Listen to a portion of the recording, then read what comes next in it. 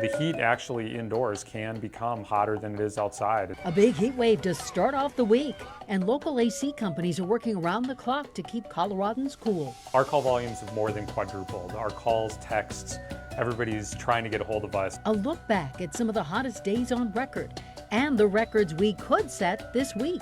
Let's give him some juice. Nearly 2 years since Elijah McClain's death, ketamine is still under the microscope. So this is really having an impact on all of our communities, and it's got to stop. A new federal bill putting tougher restrictions on when and how the sedative can be used. Let's say, in my opinion, it's not acceptable for law enforcement to administer or EMS personnel to be administering ketamine. Tonight, why some say ketamine is getting a bad rap.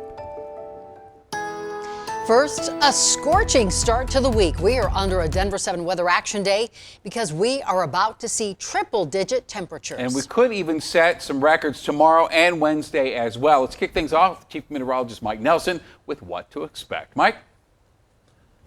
Some serious heat out there to start the week. Temperatures today hit 98 in Denver, 101 in Greeley, 102 out at Grand Junction. And check out the readings across the region. 110 at Las Vegas. Phoenix was at 113, 103 at Salt Lake City.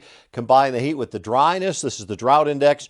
The western part of our state in really bad shape, as is Utah, Arizona, Nevada. We're drought-free for now on the eastern plains, but soils are drying out rapidly.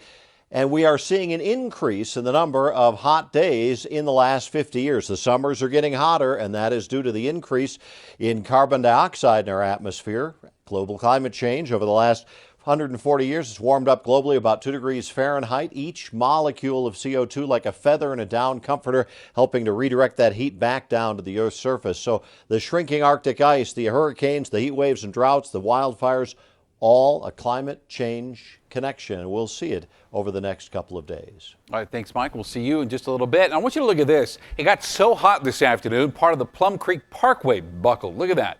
Crews were called in to make emergency repairs on the westbound side of the road near I-25, but tonight the road's back open.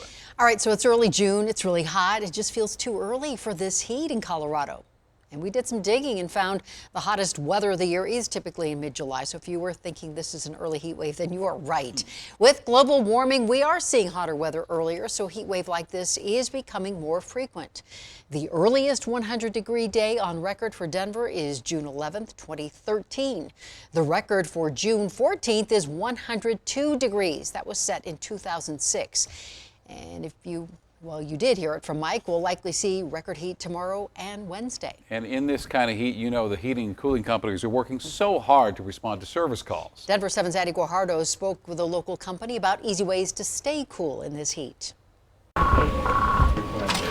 Good evening, Bell Plumbing and Heating. This is Lydia, and how can I help you? Calls are lighting up the phone lines as Coloradans seek relief from the heat. And the AC unit, how old is the unit? Our call volumes have more than quadrupled. Tom Tyner, the president and CEO of the Heating and Cooling Company, says the quick shift to hot weather early this summer is forcing people to switch on the AC earlier than expected. Now we're seeing this perfect storm of the preventative maintenance and all of the startups happening at the same time. We have breakdowns. As fast as we can. Paul Ford says they've been working around the clock to help keep families cool during this heat wave. Most of the guys are putting in 10 to 12 hours a day right now trying to get the units up and running. People from all walks of life need help cooling their home, and for some, it's their first time installing an air conditioning unit. Historically, homes in Colorado don't have AC since sizzling temperatures are less common throughout the year and nights are typically cool. A few things you can do to help cool off your home: close your blinds or curtains, cover windows with heavy blankets or cardboard, use a box fan in windows to help keep hot air out, and you can grill your meals outside. With many more people powering up the cooling system, it's vital to be aware of the strain it adds to the power system. Understand there is stress on the grid. And so if we can live at 74 degrees or 75 degrees in our house instead of, 70, 68, we should be willing to, make that sacrifice. City pools are open across the state to help people stay cool this week. If you plan to visit a creek or river, make sure to check the city website for any potential dangers from the melting snowpack. Addie Guajardo, Denver7. And if you feel like the heat is putting your life in danger, you can also visit a shelter to cool off. The city of Denver says it has hundreds of beds available at shelters, including the Gathering Place, Samaritan House, or the Volunteers of America mission. And finally, let's not overlook a cheap, surefire way to beat the heat: the backyard kiddie pool. And I checked with all the major retailers in the area tonight. Supply is very thin on anything remotely fancy or inflatable. Yes, you can order online, but we need relief today. So might I suggest this? It's got everything you need. It's round, it's blue, it holds water, and Walmart has them in stock at the store tonight for $7.88. And it works. And it works. And if that won't do it for you, head over to thedenverchannel.com. We have 6 other ideas to help you beat the heat. Mike Nelson also has a deeper look at this mid-June heat wave.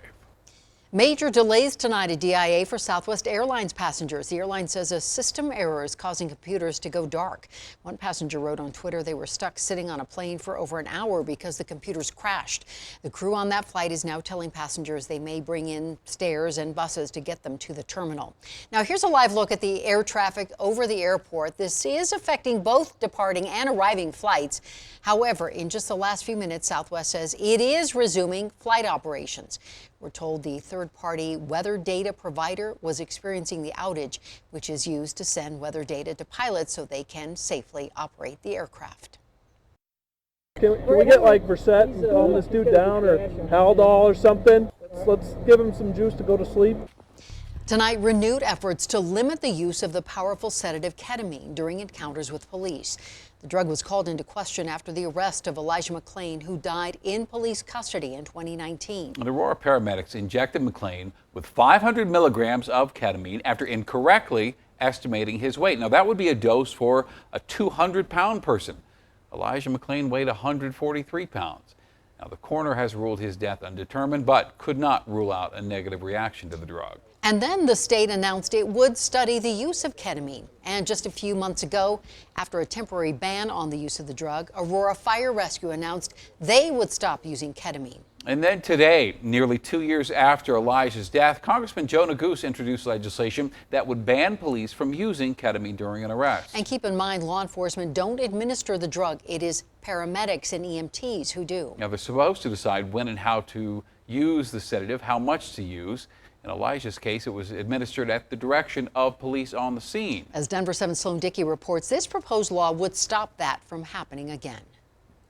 As Colorado steps closer to restricting ketamine at a state level, a new bill introduced by Congressman Joe Neguse Monday at the federal level would ban it across the country in certain settings, including during a person's arrest or detention. In my opinion, it's not acceptable for law enforcement to administer or EMS personnel to be administering ketamine to subdue a person under arrest outside of a hospital setting. It's called the Ketamine Restriction Act, and Neguse said he sponsored the bill in the wake of Elijah McClain's death and conversations about the use of the drug here in Colorado. The murder of Elijah McClain really catalyzed the nation around law enforcement brutality right here in Colorado. State Representative Leslie Herod is jumping in to help promote the bill. She also sponsored Colorado's bill that has a similar goal, banning ketamine during police encounters. It is not a less lethal use of force. It is lethal, and it should be assessed as such. The Ketamine Restriction Act would block certain grant funding from going to any state or local law enforcement agency that uses ketamine outside of a hospital setting. The legislation, Herod says, builds on Colorado's bill that is currently sitting on the governor's desk. Activists in Colorado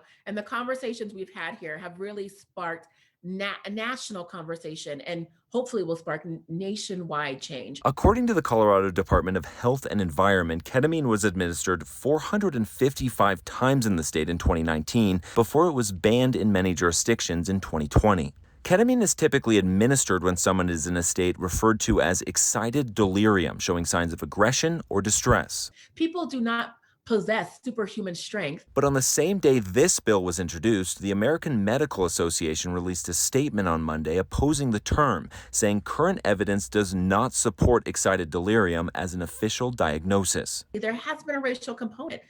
Black men, like Elijah McClain, are seen as bigger and stronger and more likely to be given the excited delirium diagnosis, if you will. Because police don't actually administer the drug, they did not return on a request for comment on the legislation, but some EMS organizations have signaled concern that banning ketamine could potentially remove an important safety tool for their employees. When there are other tools and other drugs, quite frankly, that can be used that are life-saving as opposed to life-ending, that's really what we should turn to. Sloan Dickey, Denver7.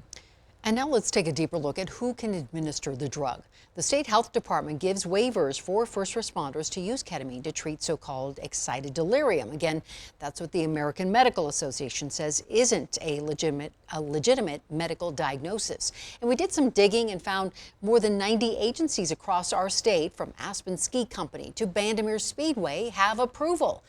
Denver7 Investigates found less than half actually have used it. We also found ketamine was administered more than 900 times between 2018 and 2020. And this federal measure comes after a new state bill that prohibits paramedics from administering ketamine to, this is a quote, subdue, sedate, or chemically incapacitate anyone in police custody unless it is justifiable a medical emergency.